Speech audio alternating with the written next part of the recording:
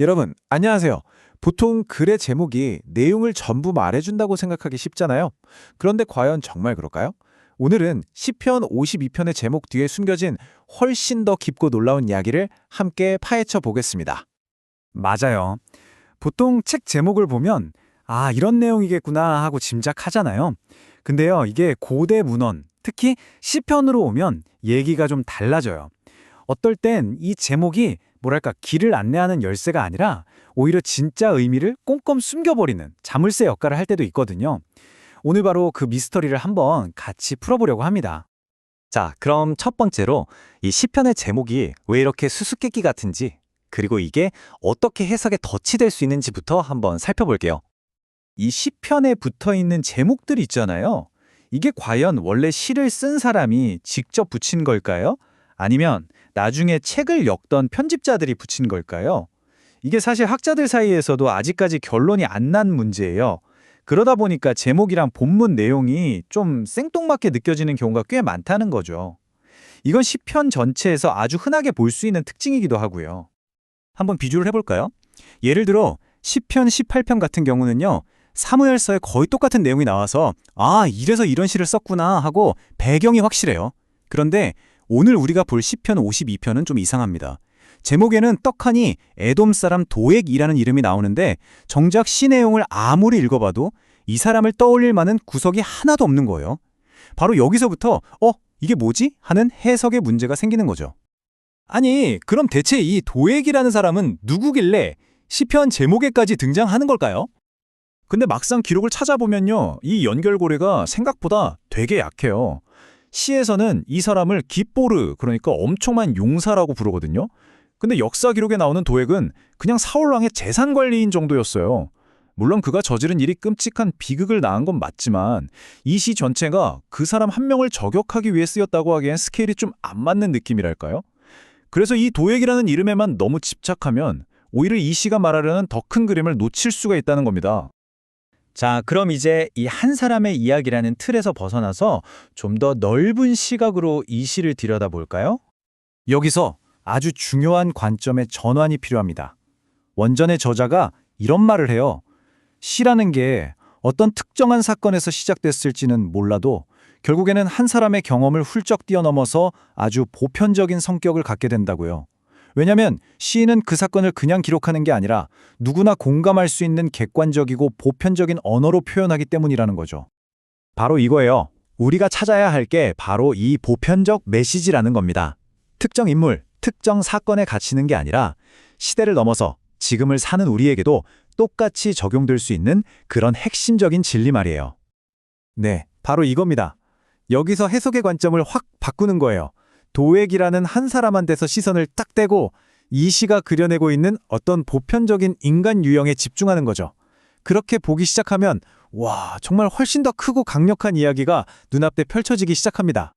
자, 그럼 이 새로운 렌즈로 이 드라마의 첫 번째 등장인물을 한번 만나볼까요? 바로 타락한 영웅의 이야기입니다. 이 시가 말하는 인물은요, 그냥 처음부터 나쁜 그런 단순한 악당이 아니에요.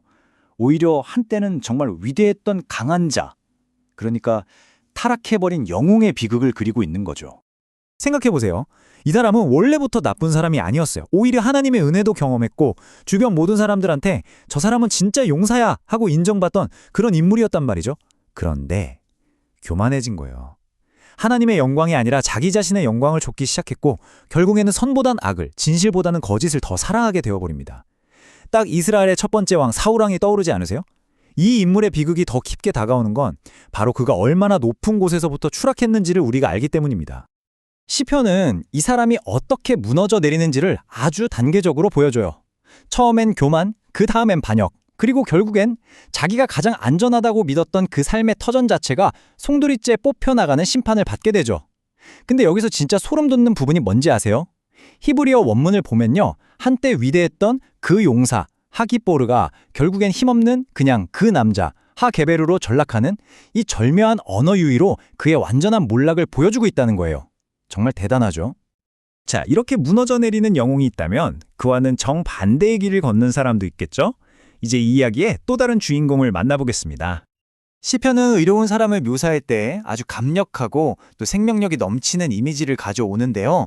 바로 푸른 감람나무입니다. 생각해보세요. 한쪽에서는 영웅의 뿌리째 뽑혀나가는데 다른 한쪽에서는 의인이 하나님의 집에 있는 푸른 감람나무처럼 굳건히 서 있는 거예요. 정말 안정적이고 생명력이 넘치고 그 어떤 상황에서도 흔들리지 않는 믿음으로 살아가는 존재죠. 한 명은 뽑히고 다른 한 명은 깊이 뿌리 내리고 이 둘의 운명이 정말 이렇게 선명하게 엇갈리는 겁니다. 자, 그럼 이제 이 모든 조각들을 하나로 맞춰볼 시간입니다. 타락한 영웅과 의로운 감람나무, 전혀 달라 보이는 이 두 운명을 하나로 꿰뚫는 핵심 열쇠가 있거든요.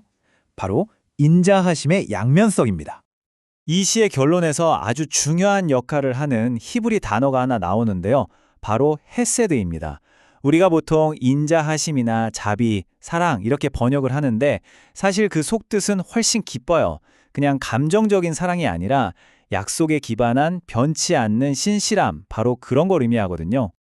근데 인자하심이라고 하면 왠지 따뜻하고 부드럽고 모든 걸 감싸주는 그런 느낌만 들잖아요. 그런데 시편 52편은 바로 그 생각에 잠깐만 하고 제동을 겁니다. 이 헤세드라는 단어에 우리가 전혀 생각하지 못했던 또 다른 얼굴이 있다는 거죠.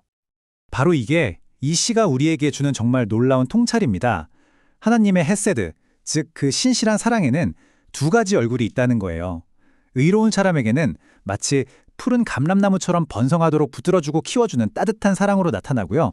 반면에 악한 사람에게는 정의를 바로 세우기 위해서 그를 뿌리째 뽑아버리는 아주 단호한 심판으로 나타난다는 겁니다. 네, 바로 이거예요. 이게 핵심입니다. 그러니까 양육과 심판이 서로 다른 별개의 것이 아니라는 거죠. 오히려 하나님의 그 변치 않는 신실함, 헤세드라는 하나의 뿌리에서 뻗어나온 두 개의 다른 가지인 셈입니다. 이것이야말로 시편 52편 제목 뒤에 그 도액이라는 이름 뒤에 숨겨져 있던 진짜 이야기가 아닐까요? 자, 오늘 우리는 시편 52편을 통해서 어떤 역사적 사실 너머에 있는 더 큰 보편적인 메시지를 발견해 봤습니다. 그렇다면 이런 관점으로 우리가 알고 있는 다른 고대 이야기들을 다시 읽어보면 어떨까요? 아마 전혀 다른 새로운 의미들이 보이지 않을까요? 여러분도 이 질문을 한번 곱씹어 보시면 좋겠습니다.